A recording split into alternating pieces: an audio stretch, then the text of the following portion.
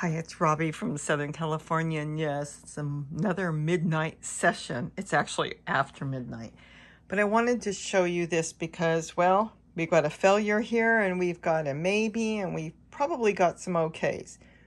If you go back and watch the video, which is probably just over a week ago, you saw that I went ahead and did some trimmings on what is called the Voyager, or some people call it the Traveler's Tomato. It's a very unique tomato, and well, here are the cuttings a week later. Now, can you see? We've got, this is no good. And though I see two of them here pretty good, I still see one that may not make it. And we're gonna go over each and every one because I think this is really something that we can use, especially as we go more into spring and we start doing our own propagating, which I do a lot of. You know that I buy one sun-gold tomato from the store, and I propagate that into usually 5 to 10 plants right away. So it works great. Let's go over this, and I'm going to explain this to you so you can see this. Now, these two were not sucker cuttings. This was actually taken straight off the plant from the top. So we had, this was the top, this was underneath, and as you can see, about 2 days ago, it started to show failure and there was nothing I can do. That is actually very interesting. Now let's swap here. Now keep track of all this. We've got the top cutting, which was not that good. Remember, it wasn't, we were going to try anyways, but this is something that's actually, to me, interesting. Now we've got, let's turn around, these two. Now these are suckers. These two came off the bottom of the plant. Remember that? And they were coming on the side, like a lot of people cut them off. They don't want their suckers growing. And of course, on a small tomato, you want them because it's cherry tomatoes, that's where you get your tomatoes. But these were just in a hurry to grow, coming off the side stem of the plant. If you look carefully, you'll see how nice and green they are. I'm going to trim off a little bit more of the leaves because I want to get roots on this. I really want these two to make it. Now, if you look at this one, this is what I find fascinating. This is turning yellow. And you're going, well, I guess you're going to lose one of your suckers. This isn't actually a sucker. Not sure if I can save this one or not. If you remember, let's turn this around. One of these was a long stem.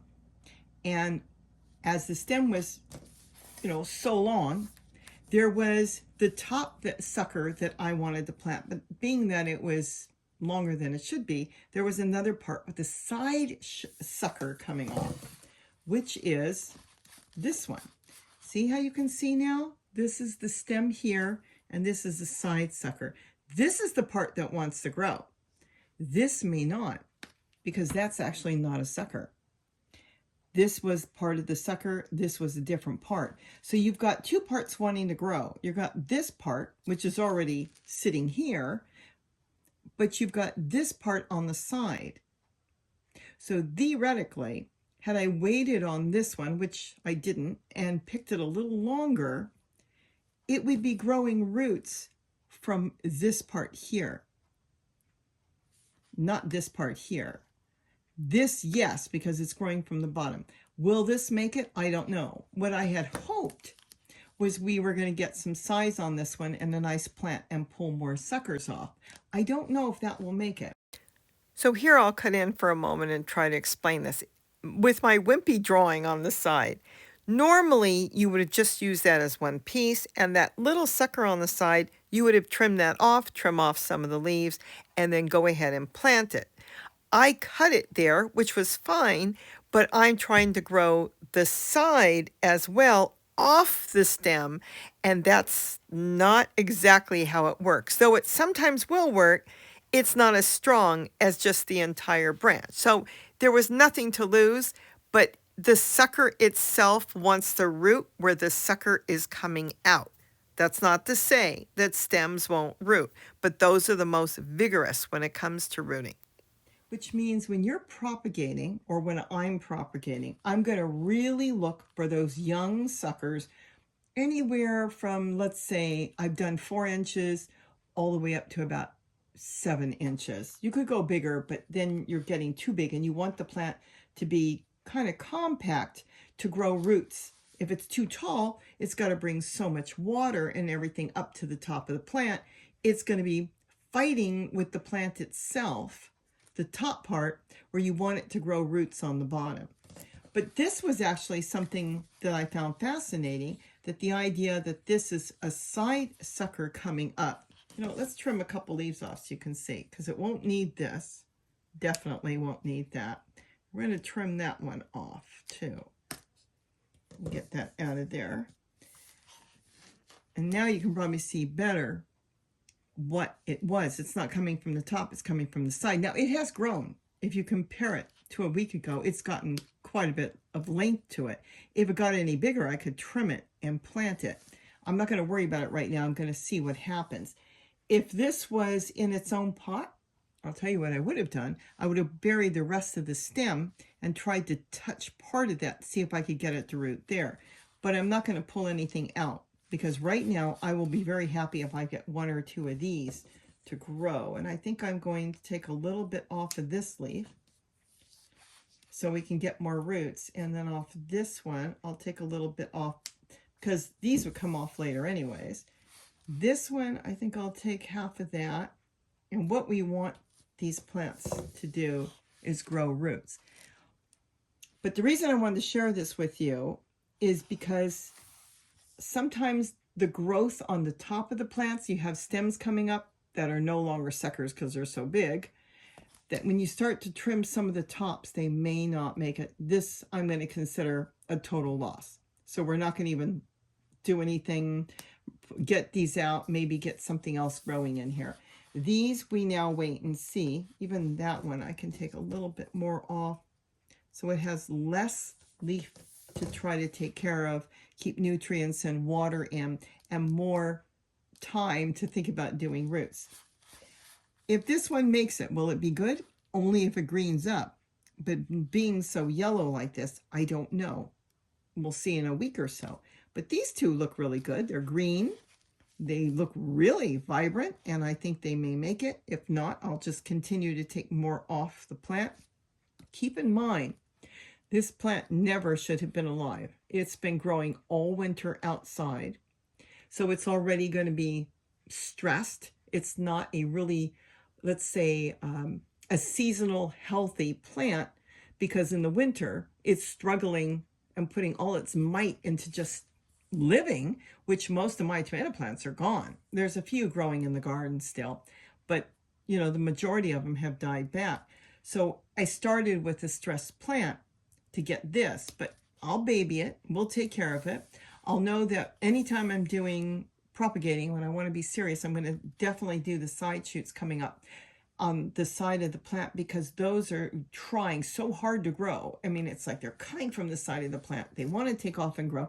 They have all that hormones and energy to grow, and mainly energy, where these didn't have the energy because it was already at the top. And they were already fizzling out, if you remember. It was, like I said, it's worth a try. I have nothing to lose. I didn't waste any soil. I'm going to just yank them out. I'm going to plant something else in there, maybe flowers or something. And here, we'll just baby it.